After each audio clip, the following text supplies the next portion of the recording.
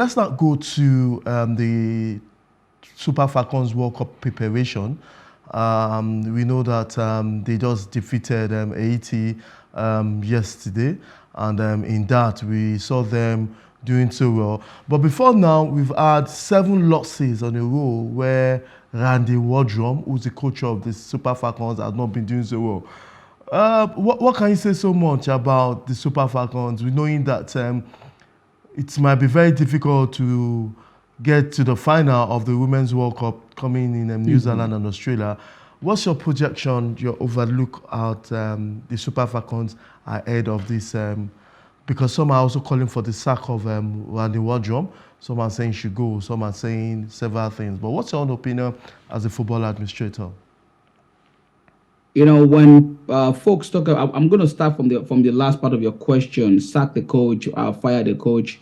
A couple of times you've had me on the show. You know, I've always been an advocate of local coaches. I've always been an advocate of someone that I believe Nigeria has that capacity to build great administrator, great coach, gamer, instructors. So I don't know why we went for him in the first place, but that's a story for another day. Even though this person you're talking about is from my state, is from Texas. Yeah. But that's not the issue. Also, you have to look at it. How much are they owing this man currently? Even though he's working for them, that's the issue for another day as well. But the result, coaching is a game of results. If you are not getting the results, definitely people will start calling for your sack and all of that. But you have to look at it from the foundation. That is what Nigerians and Africans don't do. You look at the problem from the top all the time. What is the cause of the problem? What is happening? How is the foundation? Is the foundation strong or is it shaky? So if the foundation is shaky, how do you expect to have a result at the top of the pyramid? So we have to look at our own system. What are we doing now? Everybody is talking, Assistant to Shoala, Rashida, they are all doing very well. Who are the ladies that are going to replace these ones as they are going out, getting matured and going out? Is there any league that is organized properly in Nigeria for the women? Do we have that? Yes, I know there is, even led by one of my great sisters that is leading female football in Nigeria and Africa, but we don't see enough. There's not enough being done. So we have to put in the work. Having said that, our best result at FIFA Women's World Cup was the last one we attended. And now they've started putting in the work, even though the World Cup is still about 3 months away, to be hosted by Australia and New Zealand. And we are in the same group with one of the hosts, Australia. And you know how good Australia national team is. And of course, we're also in the same group with Canada.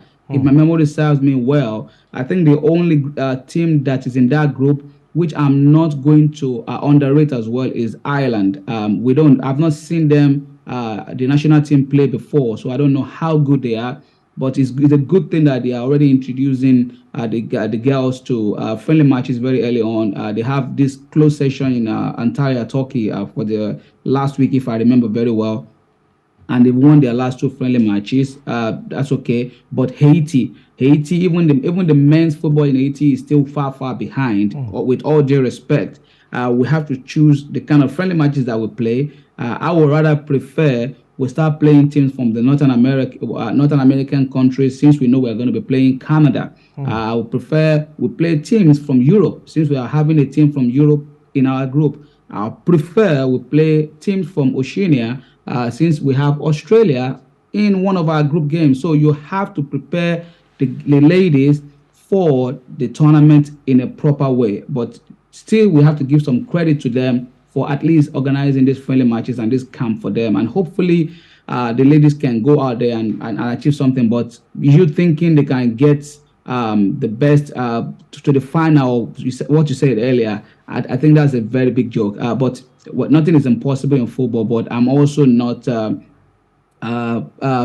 serious enough to think Nigeria will go all the way and win it. We are not there yet. Maybe South Africa, being the current African champions, might do better than us, hopefully.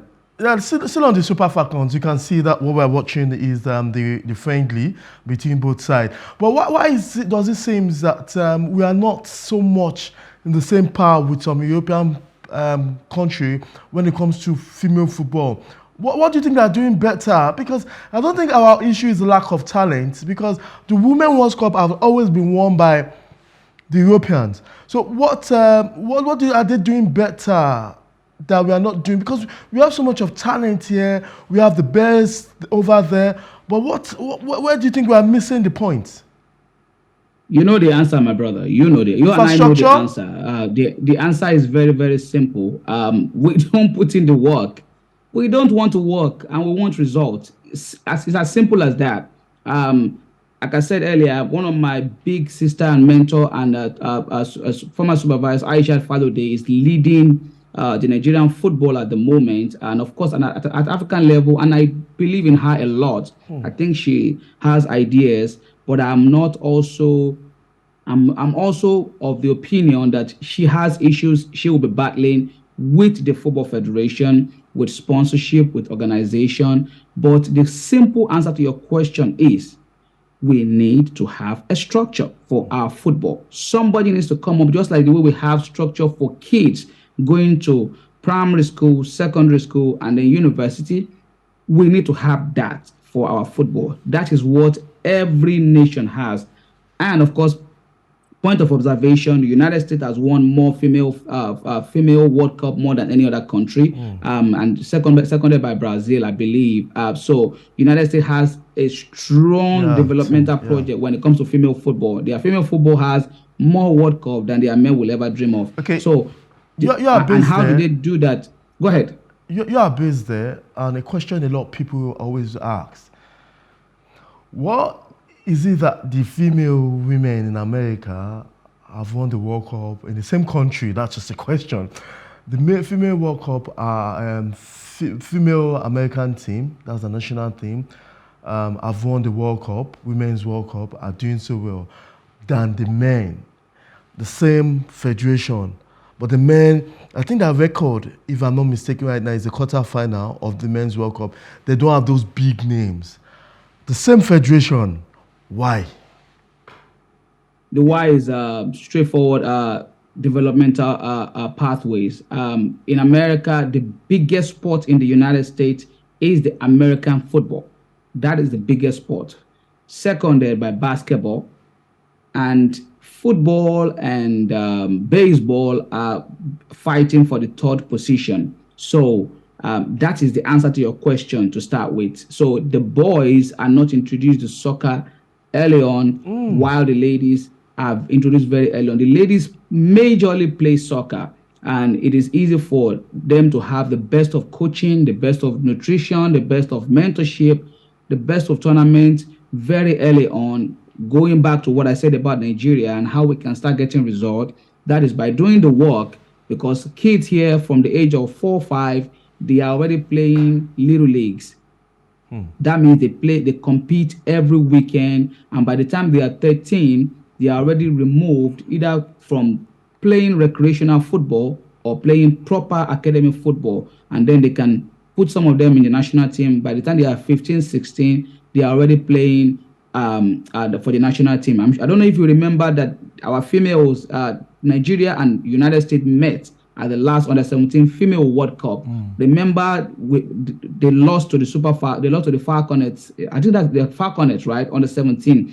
And I want people to pay attention. If you do not, go and look at some of those girls that played that tournament late last year, and watch out for them in the next 2-3 years. They will either be a World Cup winner, or they will be doing something very, very at a different level, simply because they have a structure. So that is why the female soccer in the United States has had more success, because the boys don't play the game as often as the girls do. But now, due to the fact that America hosted the World Cup last in 1994, and will be hosting it again alongside Canada and Mexico, which is tagged the United World Cup in 2026, there is a lot more work put in. I'm involved in that part of development, and that's one of the things I'm hoping that my academy will also take advantage of, to use some of the resources made available for academies and people that are interested in the game to help the male get into the game more and encourage them on the importance of it and how easy the game is. And the game is not even as expensive as the American football Okay. or the basketball. All you need to play soccer, as we call it here, is soccer ball and your cleats. And your shin guard. That's all you need. Is you don't need a lot, and of course the interest to want to play the game. But believe it or not, if you ask five young boys that are under 10 years old here, that what do you want to do? He will tell you he Okay. wants to be a football player. And when he says that, that means he's telling you he wants to be an American football player, or he wants to be a basketball player. He wants to be like the late Kobe Bryant, or he wants to Okay. be Michael Jordan. He wants to, and look at the way they dress too. They are Okay. inspired by these great athletes. Even though American football, many of them don't. The average career in American football lasts 4 years. But in football, soccer, you can play That's up to 12, 13, or 15 years, depends on how much your body developed and your level of development. So okay. that's actually the challenge over the last few Yeah, years.